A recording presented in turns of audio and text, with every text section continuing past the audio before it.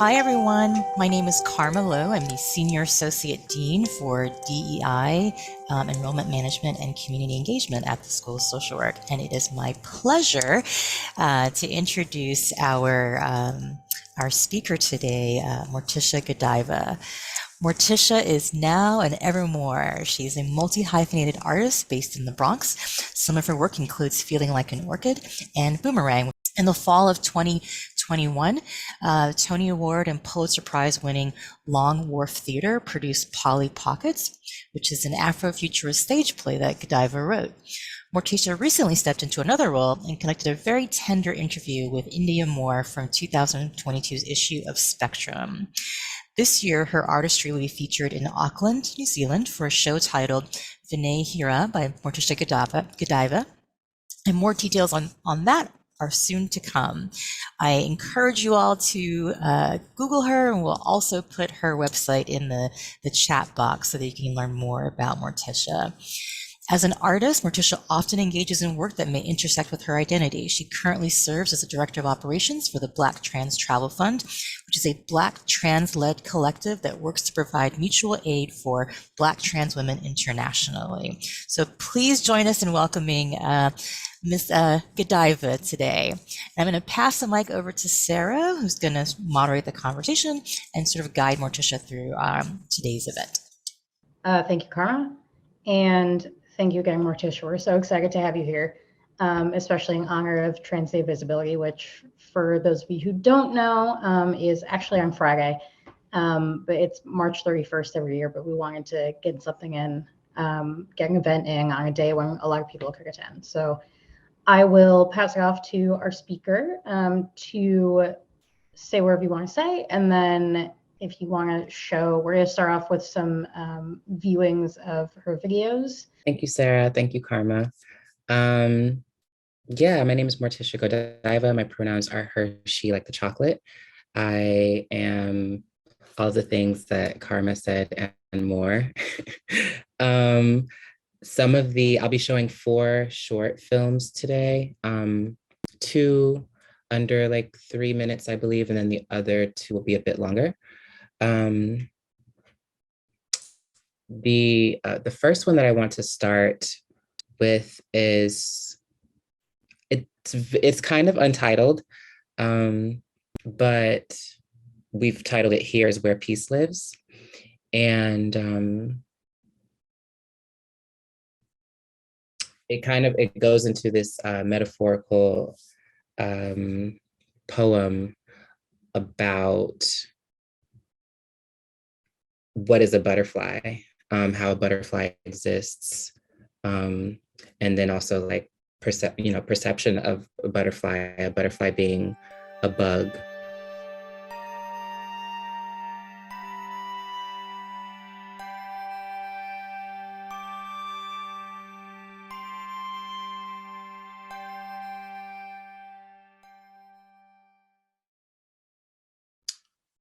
I always wonder who is it that we see on the water? That's a question that goes unanswered. Between the director and myself, I don't know that we ever landed on that place. I think it's obviously something for the audience to kind of be able to play with. But watching it again, I'm just like, oh, who is it? Who is she? So the next one that I'm going to show is about 15 minutes, and it's titled Feeling Like an Orchid. Feeling Like an Orchid was my first short film that I wrote and starred in 4 to 5 years ago. I feel like probably coming up on 5 in April. So yeah, it follows a story, a queer love story of non-monogamous relationship style. It's very playful, and I had a lot of fun with it. And I've kind of built something out from this original piece that is more of a stage play. And that's titled Polly Pockets. And we'll see what happens within the next couple of years with that project. But this is Feeling Like an Orchid.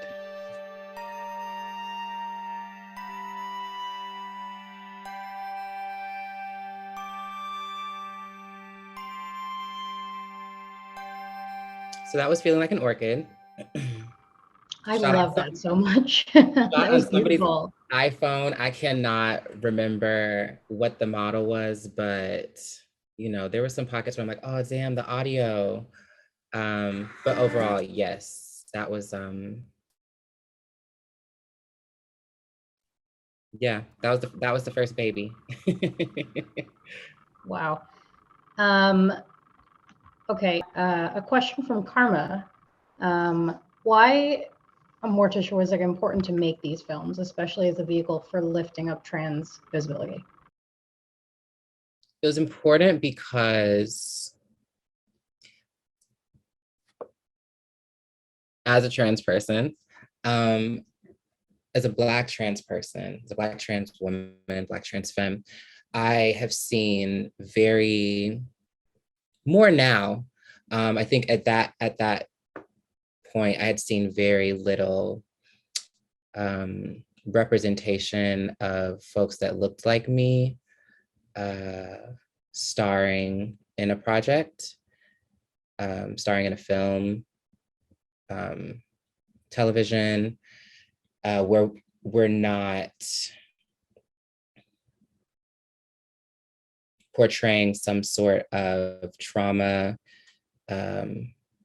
infused storyline or trauma saturated storyline. And what I really wanted to feel and share was pockets of joy and pockets of very regularness, the regularness that is to be trans, I guess, othered and marginalized, but to also just exist, and what that existence looks like through the lens of a trans person. How would I like to see myself shown? How would I like other people to see me? What are the possibilities for existing on camera outside of death, sadness, and yeah. Yeah, absolutely. I think, as I'm a fellow trans person from, the trans masculine experience, but there's not a lot of positive representations of any of us. So it's always means so much, especially, personally for me to see stories like that representing, especially with what's going on in legislation right now. Yeah. 100%. I think it's a very useful tool to share these stories to combat the narrative that is trying to be spun to folks. I feel a lot of assurance and a lot of hope in generations to follow because of the work that is being produced. I think having shows like, I forget the name of it. It was an animated series that I think is not being renewed, and it kind of makes me really sad. But there's a trans masculine lead, and I feel like it was on Netflix for a while. Yeah, I feel like I know what you're talking about. It'll come to me. Yeah, masculine lead, but then we also get to see like that lead character, experience like a crush, have a queer crush. And these are very like normal things that children should be able to see visually, to be able to know that that is a norm, a possibility, an option. And so yeah, the work can translate through television and film, and it is an agenda. It is an agenda. The agenda is to have people feel affirmed, to have people feel seen, and so more trans led, directed projects starring trans people. Are you talking about the cartoon? Is it? I think it was called like Dead End. Yes, Dead End. Yeah, Dead End. Yeah. Yeah, that's on my list. Let's look at watch that. Do that. Dead End is really fun. I like Dead End. The next project that I'm going to share is Boomerang. Boomerang is a short experimental kooky film that I did in the upstate, in a city called Kerhonkson. And I was on a work retreat. I work with the Black Trans Travel Fund, and I wanted to kind of capture some moments while in the woods with other trans people. With other trans people. And so this was the product of that. I also titled it Boomerang because of, I'm blanking on her last name, Octavia Saint Laurent, a ballroom icon who talks about, life being like a boomerang. And she was specifically referring to, it meant what it meant, but it was funny that it also kind of tied into her bringing attention to how men interact with trans women and try to dismiss us. But, behind closed doors, it's a different story. Word on the street is, I think we can, it's Eddie Murphy. She was kind of like poking a little bit at Eddie Murphy because he had the film Boomerang that came out that year.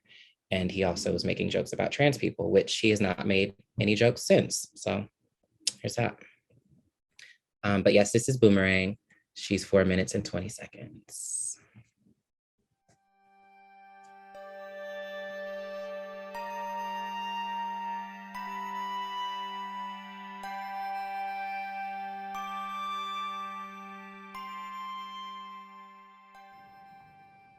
I love all these films. This is fantastic. Blood, Sex, and Blackness is the last piece that I want to show. Blood, Sex, and Blackness is a piece that Dio Coleman, a Black trans person, directed, who I worked with on the first project, the first piece, Here's Where Peace Lives. So the first piece that I showed, Dio directed, and this last piece, Dio also directed. So there are a few different scenes. I'm in one of the scenes, but we kind of go through different visuals that kind of showcase these three things in various ways.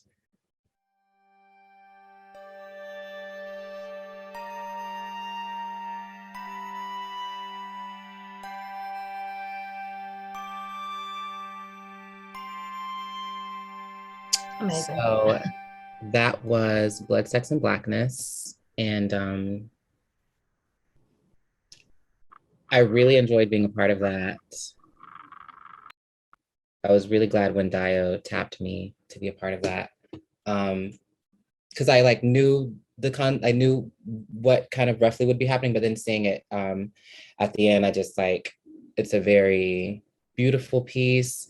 My favorite part, I think I enjoy most of it, but I think my favorite part, I guess I enjoy myself talking about heartbreak because I try to not, even though I enjoy the morbid, I think I kind of sometimes steer clear of the tear that can happen in love, the sadness that can be accompanied with love. So it was nice to tap into that side. I think also at that moment I was kind of like going through something, so it was kind of on brand.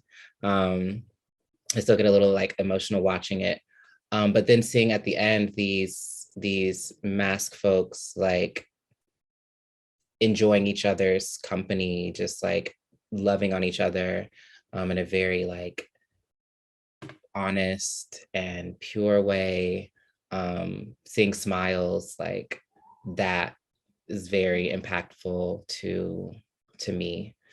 And so I wanted to share that with folks. Yeah, absolutely. Was that like a cathartic experience for you, would you say? Yeah, it was. For sure. So now we just had a few questions, just to highlight a little bit more about Morticia's experiences and why trans visibility is so important. But before I ask those questions, did you have anything you wanted to start with?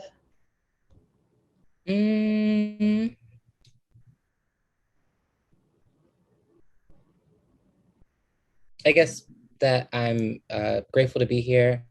And I think like over the course of the years, my I feel that each TDOV has felt similarly, but also a little bit different. Just, with each changing year. And so, yeah, I'm happy to be here and like to be present with you and Lorenzo and Karma, folks in the chat. But yeah, I feel like it's a day that I have not quite mixed feelings around, but I think I always have like these similar feelings that I can't quite articulate right now. But I think accompanied with those feelings, it's always like a little bit different each year, and not necessarily negative or or bad or anything, but just different. Yeah. No, I agree. I think like trans visibility as, I think the word visibility for me, I actually have the word visible tattooed on my arm. And it's just such an interesting word for me as a queer person, as a trans person, to be visible, but to have each year, it feels like there's something terrible and new happening. And so, I want to like celebrate being visible, but also it's scary. Yeah, a lot of emotions. So why do you think it's important to honor or celebrate? I'm never quite sure what the right word is, but to honor or celebrate trans visibility. I think it's important. I think it also I feel like it really gives an opportunity for folks to connect, to educate, to uplift, and and share themselves however they want, whether that's sharing themselves with themselves, or with their like close, intimate friends and community, or whether that's on a much larger scale. I feel that visibility can be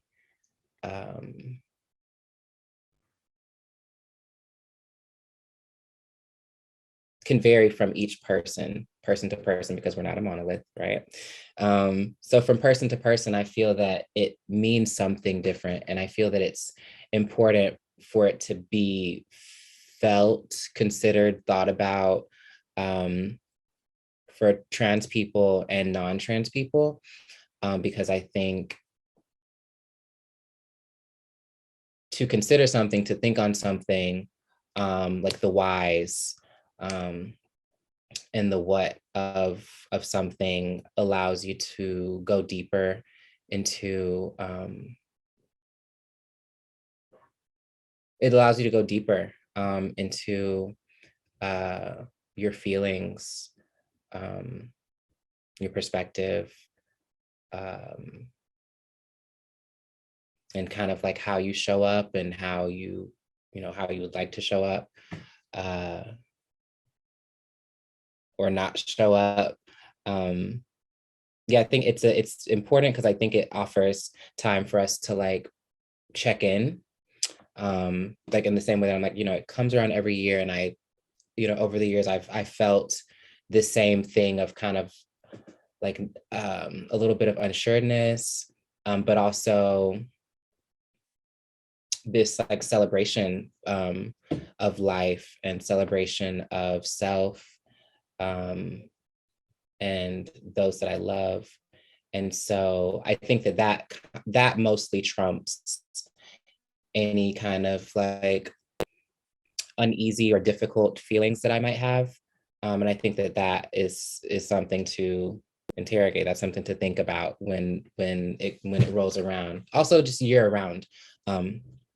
But particularly this day, I think it holds weight, that we all should really just be more vigilant, visible and vigilant. Yeah. Yeah, absolutely. And what do you, for our participants or for people viewing this recording afterwards, what do you want people to know about your experiences living as a trans woman in the United States, and that's intersectional too, as like a trans woman of color, as however else you identify? What do what do you wish people knew that people don't seem to know? I wish that more people knew that not knowing is okay. That a lot of trans people might not know as well. That as humans, we're always like discovering. And so I think there can be a pressure of like the need to be politically correct and like, say the right thing, and to be cautious. And I also urge people to educate and ask questions. But like for myself, something that the question was, what do I wish that people, sorry, repeat the question. Yeah, what do you wish people knew about your experiences, like existing, that people like the general public, or maybe the non-trans people around you, the cisgender people around you don't know, and you wish that they knew? Yeah, I'll echo like what I said before, and that I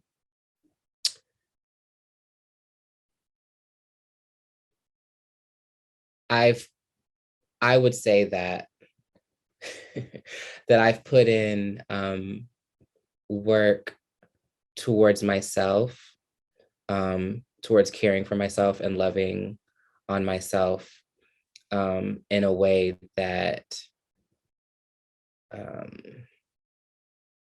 I feel allows me to really like process and experience love and joy in a way that really like recharges me. And I think that is something that everyone can take. That's not a trans thing. So like sometimes I've had people say, how do you do it? Or like kind of ask me like in different ways, but kind of like how do I exist? How do you do it? How do you like, I remember one friend asked me something about like, it was how do I do it? Like, how do I, the question was kind of framed as like, how do I manage to like present in this way that looks like maybe everything is okay, or that like maybe some things might not affect me, or for the most part, how do you do what you do? How do you exist in the way that you exist? And my response to that is that everybody, every person should be, I think it's very circumstantial. Everyone doesn't have the same resources, but I feel that like self-work is so important for like discovery, and also like that spilling over into everyone around you. That's how we, as a unit, as a community, shift and change, and take care of each other. And so do the work within. Mm-hmm. Yeah, absolutely. Can you talk a little bit more about, so in your bio, and I've heard you talk a little about the organizations that you work with. Can you say a little bit more about that and like how your trans identity kind of inspires your, not only your creative pursuits, but also your more professional work? Or I guess those are kind of the same. Yeah, I mean, so yeah, I've found a nice, what feels to be a nice balance, but for a while I definitely struggled with the work that I'm passionate about, or work that I find that I'm yes passionate about, and then sometimes work that would be just like, to pay the bills, or work that I might have some passion, but it's not like the end goal. And how do I like navigate like those two spaces? Whereas now I think it feels like the worlds have collided in a way that feels really nice. I work with, outside of like artistic endeavors, I work with the Black Trans Travel Fund, which is a mutual aid collective that my partner Devin is the executive director of, founded in 2019, I think it was 2019, maybe 2020. I think it was 2019, October, like maybe like end of summer 2019. And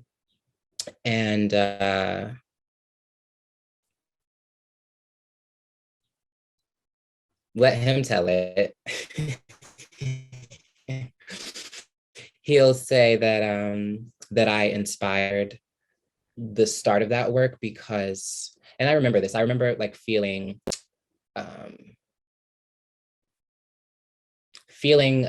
unsafe, feeling like what happens if I'm alone and I can't defend myself, and very like basic living experiences, like walking home from the train, where there would frequently kind of like be just someone who can't keep their comments to themselves, or gets things just maybe seem a little bit too tense. And so his response to that was, there should be a way that you can get home or get to where you're going safely without feeling like you might potentially come into contact with someone that may like threaten your life, or just like sanity, well-being. And so that was kind of the thought that then evolved into, we can do this because there's a way that we can do this. We can do this for multiple women. We can figure out how to do this. And so that started the work of the Black Trans Travel Fund, which has originally started with sponsoring rides for women, Black trans women in New York City, New York State, and New Jersey State. And now the work that we do has grown internationally, which is really nice. We have a book sponsorship program that we do monthly. We work with previously incarcerated women. We have a Pay It Forward program where we sponsor organizations, Black trans-led organizations internationally, and one that we work with folks, Black trans-led organizations in the global South. So we've done some work in Africa, in Kenya, Uganda, Nigeria, Papua New Guinea, and other countries. But I feel really good about, Oh, sorry, we also have TSA pre-check. We also do passport sponsorships. So we are like kind of expanded the way in which we can, of what travel looks like. You know, it's not just point A to point B, it also can involve political education. Political education is something that we've started kind of leaning into more since we started our book program, and just trying to figure out how we can also provide political education to folks who may be interested in learning more. And then I would say like other community work outside of the Black Trans Travel Fund for me looks like spending time in community, spending time with community, different events. Queen Jean has a Black Trans Liberation Kitchen every Wednesday. Gia Love is someone that's really like active in the community and like providing, the two of them working together. They've worked together a few times. Gia also has a cookout every year, where last year we were working with a Black trans woman named Miss Persia Lace. She was battling breast cancer. She survived. And that the cookout proceeds went to her, and people were able to come and like purchase her jewelry and uplift her. And that felt really good. That felt like a really good opportunity to like just be in space with people of like minds. And again, I think for joy to be the focal point, for love to also be the reason. And so that is how I like to show up in community, with love and with resources, if I have, when I have, and joy. Yeah. Well, Ingar, thank you. That's for sharing. In our last few minutes, if I'm still not seeing anything in the chat or in the Q&A, so I think we'll wrap up with a question that I always like to wrap up with. What does like real beneficial allyship look like to you as a Black trans woman? I think it looks like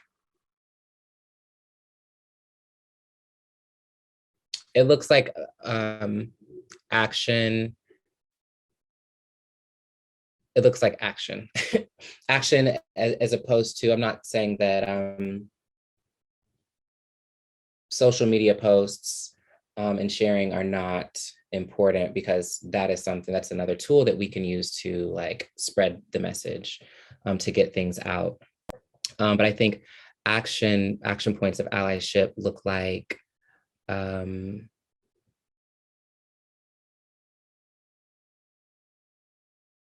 supporting folks at protests. Being barriers at protests is one way. I think I feel that like for some reason kind of seems like the task, and I want to challenge people to like move outside of that, because not that that's not important, but I think that there are so many other points that could be so beneficial to the livelihood of trans people.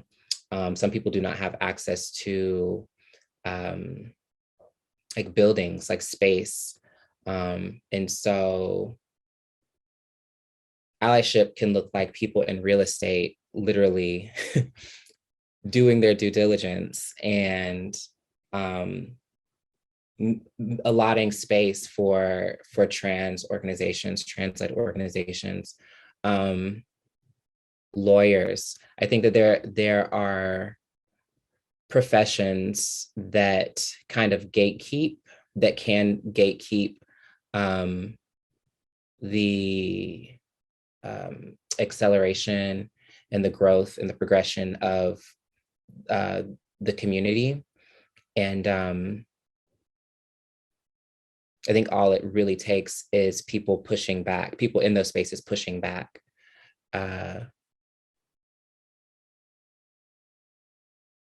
Yeah, to help create more space. I think that the more space that is created, the more space that is taken up, the more impact we'll be able to, the more impact I think that we'll be able to see. And yeah, I'm like trying to answer that. I'm like, what does, allyship, like solid beneficial allyship look like? And I think It's a big about, question. I think start like professions, people that have access to things like healthcare, food, healthcare, and shelter, home, space. I think those three things, or those things, and things adjacent to that, legal services that folks may not be able to afford, are ways that we can really like show up for community in a tangible way. So. Absolutely. I agree. I think it's everything from social media posts to providing legal services, especially in this day and age. Well, that is our event for today. Thank you so much, Morticia. It was a pleasure to have you and to view all your videos and films. If you have anything, we have a few attendees left who are viewing. If you have any like social media or anything you want to plug, feel free to put it in the chat. And yeah, thank you all for attending. Thank you for presenting. And everybody enjoy your, what day is it? Wednesday. Have a good Wednesday.